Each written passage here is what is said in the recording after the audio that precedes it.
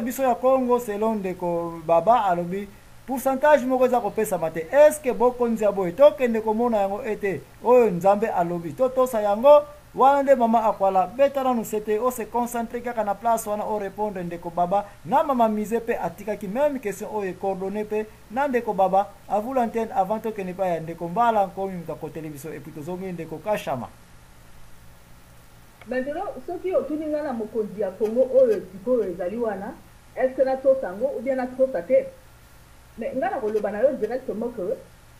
ngai na kopi ko tosa mokonzi ko bondima mokonzi oya aye na nzela makila te.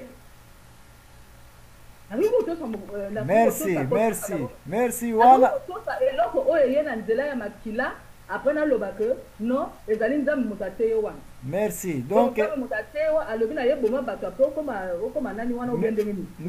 merci.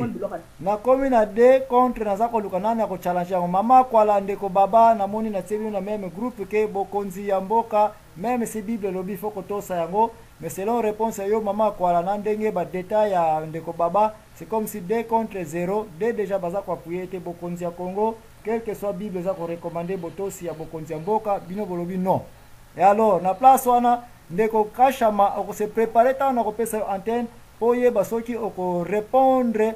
ba côté ya Bible ezu déjà 0 na côté de elobiete non tokoyi ko tosa bokonzi ote si bien que Bible elobiete tosa makamnyos ezana Bible. Alors na kepa ndeko mbala nkomi mutako television kuna pase ya ye na marto ya sika ya nkomi ya leopard ko beta biso awa. Avu l'antenne ndeko mbala nkomi. Matondo mbuta na ngai matondo na matondo lisusu na pesi mbote na ndeko na biso ngunduka na pesi mbote na mbuta na ngai zambwana na ningaka mingi mama mise mama kwala baba DSV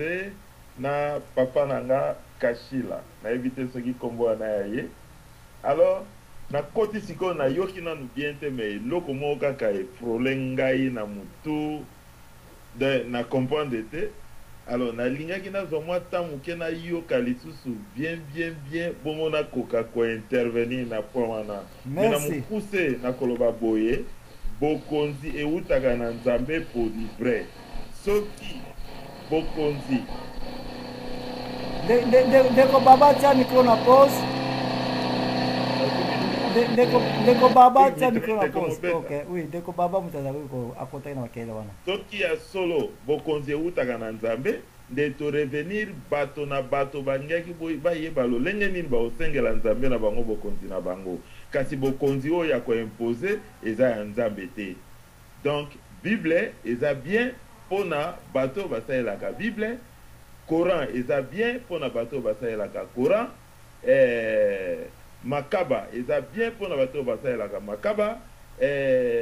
livre ba bouddhiste eza pe bien pona ba bouddhiste. Donc c'est to respecter wana toko respecter ba norme nzambe. Tant que toko respecter eloko wana te, il y aura toujours l'injustice parce que ba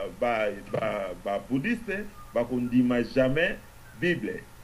Ba musulman ba kondima jamais Bible. Bato basaela ka Makongo to Makaba ba kondima jamais Bible. Oui, ndeko mbala siko oya yo na application ya Congo. Bokonzi e ya Congo taka na nzambe na voix ya bien oya biso ya Afrique eza ya nzambe te matondo. Donc pona yo même si Bible lobete bokonzi nyonso sans exception to sa yango pona yo olobi 0. Ou comment? Bokonzi nyonso ya Bible ezali bokonzi boyete eza lokuta ba nation ezalaki ba nation oya 12 tribus ya Juda. Kata na mukuse pona mokili ya Congo. Pona mokili ya Congo ndeko DSV nde toza kolandela ka muta kotipso na section ko bosa na te toza kolanda makabande ko DSV alobaki ete na Congo bokonzi ya Congo oyo même si Bible lobi bokonzi eutaka na nzambe pona Congo non. Eyo lobi nini kuna na mukuse? Pona Congo. matondo namoni ekozala na nga mwa pasi na koperturbe penza merci donc na tio na netre toza na 3 contre 0 na moko netre 3 ba rejeté déjà été bokonzi ya Congo wana même c'est bible lobi to sa bokonzi nyonso ba lobi 0 na ba réponse na ngeza yango te menangi na yoka mingi. OK donc yo na tio na netre na tio na groupe netre donc toza na 3 na 1 na 0 donc toke sikoyo mbalasima se na yoki mwa mingi na zalaka na kati sikoyo ndeko Roger Kashama yo lobi nini na bisika oyo totelemeli na bokonzi ya Congo na mukuse est-ce que Bible recommande que tout ça bokonzi nyonso sans exception balobaki te ke mukonzi malamu na mabe o lobi nini ndeko Kashama. Merci papa za mwana omoni tango yozo tuna question zoloba na mukuse me to tozolobela eza maloba nzambe kotika bato na confusion na mitu peza mabe moni okoluka précipitation zwata na yo ah donc moni kozala bien te omoni nga na pesa ki on a lobi na yo na verset o pesi biso na Romains 13 na lobi no tala na 4 kotanga yango mbala moko te metala na yebisi ki yo bakomi wana nini bakomi le magistrat et serviteur donc ça dit soko tali wana na contexte wana omona bazolobela autorité wana magistrat azali mosaleli ya nzambe donc ça dit autorité oyo on va parler sur la Bible wana ezali autorité oyo ezali établie par Dieu au départ mutu wana il faut asala oyo ezali volonté ya nzambe oyo asala ya nzambe yango mona tuna kiyo place mutu azozwa mutu bambaki ye libanga ezue kutu te et tout ata kutu voiture yango te mais le fait que libanga bamamaki bakangi ye bakena ye lobi toyoki ya kufi babomi ya bout portant babeti ye banzete babete bani mutu wana kufi parce que abambaki libanga na nini moko ya président moko songolo pendant que constitution oyo ezali ya mboka oyo wana eza koloba que il faut pas respecter yango parce que po ye bapesa autorité nini oyo eza établi na nzambe mutu oyo aza établi na nzambe akolanda mibeko ya mboka elobi nini na mutu oyo abuki mibeko basala na ye nini il faut abeta prison ou bien basala ne nini to baboma ye à bout portant to babeta ye ti akokufa mutu oyo azosalela biloko wana te tokoloba na yo que autorité na ye ezali établie par Dieu wana bozofinga nzambe mutu oyo autorité na yo ezali établie na nzambe azali mutu oyo eza lokola nzete okomona yango na bafruit nango bible ezoloba même basali ya nzambe oyo ya malamu na oyo ya mabe bokoyebela yango na bafruit na yango ye bafruit na ye eza nini viol na Congo bitumba bazwa kobomaka bato 8 millions de Congolais qui sont morts bafruit na yango wana mutu aloba boye moke pa boloko bafruit na ye yango wana mutu arevendique droit d'expression libre oyo ezali na kati ya constitution ya mboka mais ye azotala yango te batie na boloko pokoloba autorité wana ezali établie par nzambe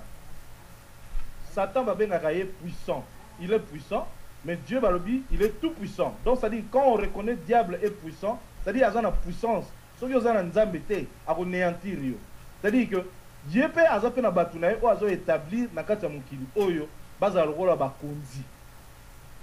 eza autorité nyonso tute ya nzambe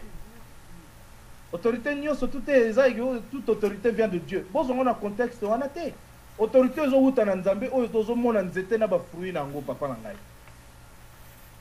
oyo tozomona na bafruit nango yango wana eza autorité ezowuta na nzambe bien ndeko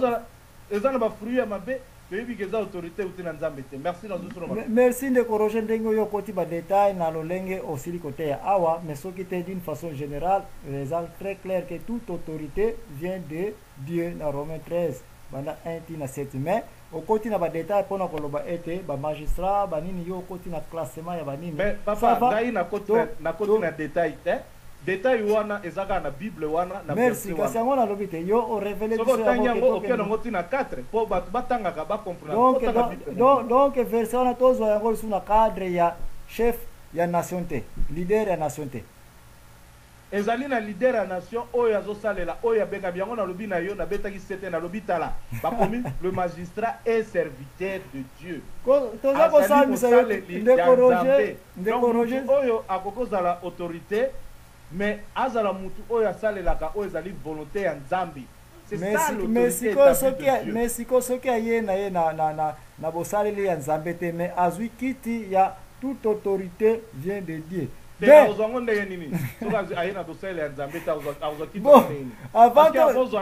Avant kiti yango na ndenge oyo ezali ya nzambe a établir yo.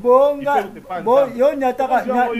merci nyata place wana ngana za ko ya nyataka ka place yo telema wana komsana kena ipande ko tomsita nande ko mbala komsa tanga na kozongela yo ngano to kene farafa kuna la kisoke ko quand est-ce que autorité ya nzambe pe eya kame mkonzi wana pe akonza misi batu mais Bible déclaré était autorité yango pe uti na nani na nzambe. Tika toke epande ko tomsita po abimaki siko azongi sesi ayeli sosu na force mususu et puis tozongi sunde ko mbala nkomi mutauti ko sala par demande ke ba pesa yeke sikoyo moi café uti ko mela kuna échauffer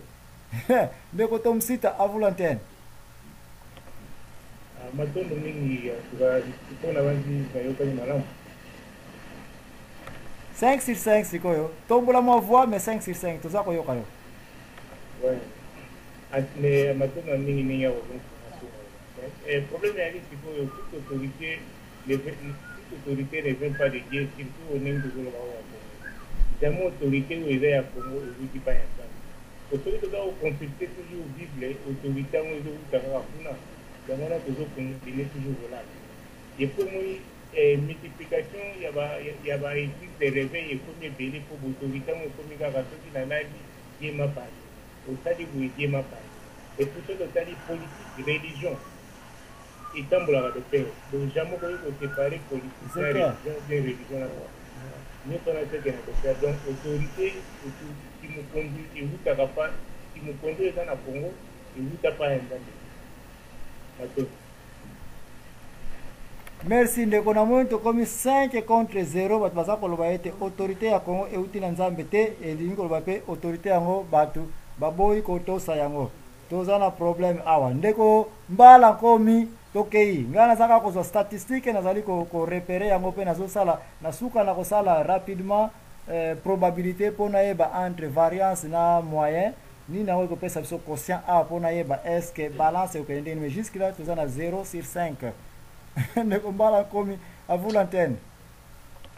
matondo na kanti na okende pe mingi te po tokola nango mwa bien nakoloba boye bokonzi oyo ya Congo euti epai ya nzambe te parce que Congo eza occupé depuis ebanda na mindele baboma batu ti lelo avant kutu indépendance 10 millions plus de 10 millions baboma indépendance babomi tiko su bazo continuer et c'est l'équipe de sous 10 millions alors na yebite soki nzambe azo recommander biso ko boma mais soki tokena mukanda no omona lisumu eleki masumu nyonso eza ko boma bongo sikoyo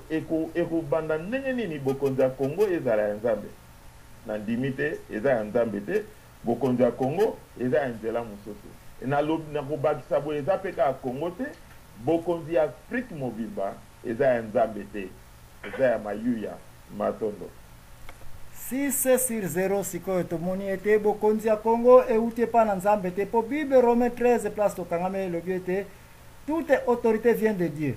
Mukanda titre 3.1 est recommandé de respecter mokonzi nyonso ya mboka.